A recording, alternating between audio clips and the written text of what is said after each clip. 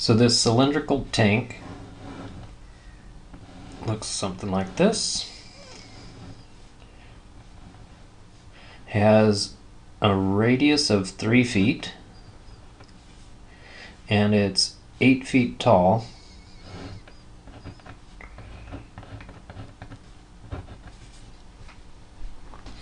And it's full of water. The water needs to be pumped out. So what we do is basically imagine here is one layer of water and it's just delta X thick. How much work would it take to get this layer of water, which would basically look like a quarter or a penny if this thing were much smaller? So take that thing and then pump it out the top. So pump it to some valve or something that's up here at the top. So that's going to have to be moved a length of X. So work is force times distance. So we've got the distance, X. Then the amount of force. Well, it depends on how much this slab of water weighs. So what we need to do is find out, for one thing, what's the volume, and the other is for water. Water weighs 62.5 pounds for every cubic foot. So if we could find out how many cubic feet this is, multiply with this, then the cubic feet would cancel, we would get just pounds. So this, let's see, is, like I say, basically like a round disc. Delta X is the height. The radius is 3. And so the volume of that thing is going to be pi r squared times the height. So the volume would be pi r squared times its height. And that means that the force is going to be 62.5 times that 9 pi delta X.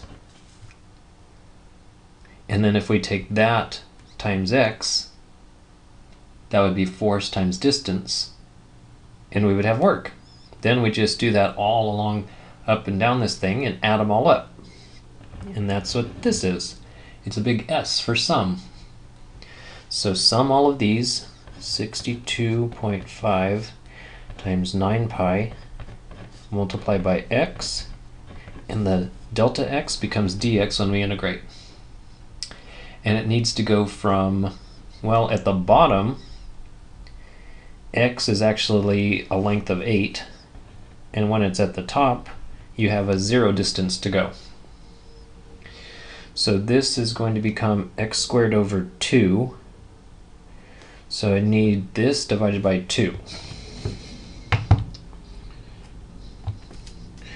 So 62.5 times a 9 pi, and then that needs to be divided by 2, is that many. So we're going to have x squared. I already did the over 2, so it's 883.573. X squared is evaluated from 8 to 0. And when you put the 0 in there, it's going to be 0. Minus, when you put the 8 in there, it's going to be 64 times that number. So times 64 is that much work. So hopefully you have some kind of machine or something to do it for you, otherwise that's going to be a lot of work. And the negative is just indicating the direction that it's going out rather than in. And that would be, well, what are the units here?